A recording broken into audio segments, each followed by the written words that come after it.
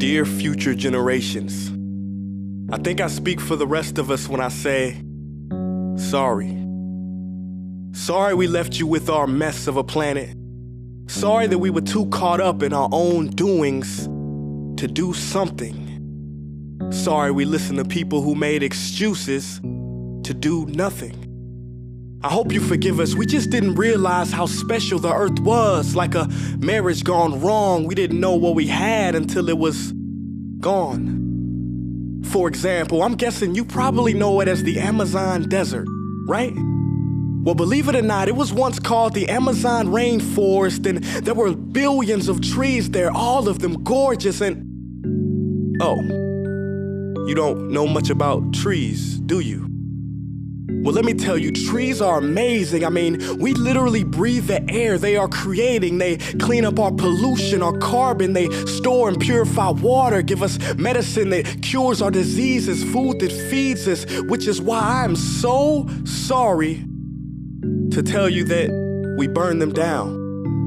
Cut them down with brutal machines, horrific, at a rate of 40 football fields every minute. That's 50% of all the trees in the world gone in the last 100 years. Why? For this. And that wouldn't make me so sad if it weren't so many pictures of leaves on it.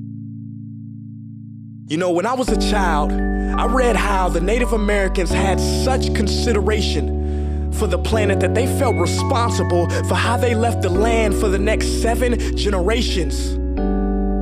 Which brings me great sorrow, because most of us today don't even care about tomorrow.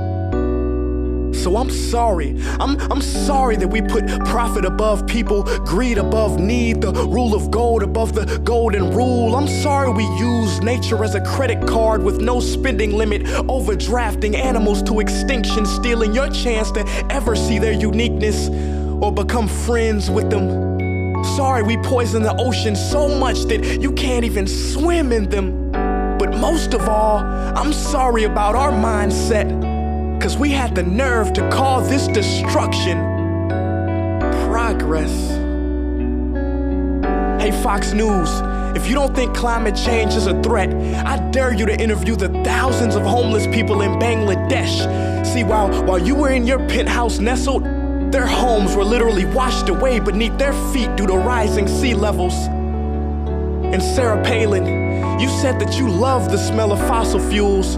Well, I urge you to talk to the kids of Beijing who are forced to wear pollution masks just to go to school. See, you can ignore this, but the thing about truth is, it can be denied, not avoided. So I'm sorry, future generations. I'm sorry that our footprint became a sinkhole and not a garden. I'm sorry that we paid so much attention to ISIS and very little to how fast the ice is melting in the Arctic. I'm sorry we doomed you, and I'm sorry we couldn't find another planet in time to move to. You know what? Cut the beat. I'm not sorry. This future, I do not accept it, because an error does not become a mistake until you refuse to correct it. We can redirect this. How? Let me suggest that if a farmer sees a tree that is unhealthy, they don't look at the branches to diagnose it, they look at the root. So like that farmer, we must look at the root, and not to the branches of government, not to the politicians run by corporations. We are the root, we are the foundation. This generation, it is up to us to take care of this planet. It is our only home. We must globally warm our hearts and change the climate of our souls and realize that we are not apart from nature, we are a part of nature. And to betray nature is to betray us. To save nature is to save us. Because whatever you're fighting for, racism or poverty, feminism, gay rights, or any type of equality, it won't matter in the least. Because if we don't all work together to save the environment, we will be equally extinct. Sorry.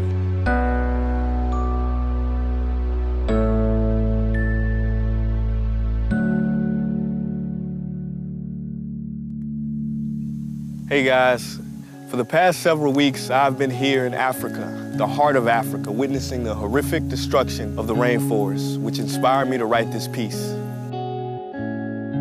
Why are forests being destroyed at such an enormous rate?